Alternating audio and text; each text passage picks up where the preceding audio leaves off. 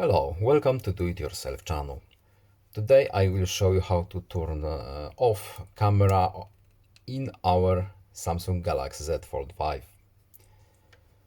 To prevent any application from accessing our camera, we have to go to Settings, then Security and Privacy, and under Privacy we have our camera access.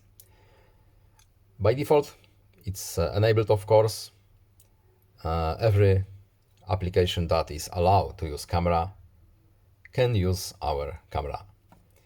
But if we uncheck this box, as you can see from this little pop-up,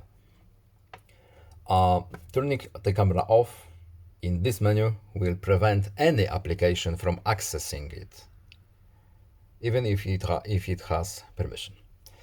So I hope this video was helpful to you. Please leave a like and subscribe. Have a nice day and see you in the next video. Goodbye.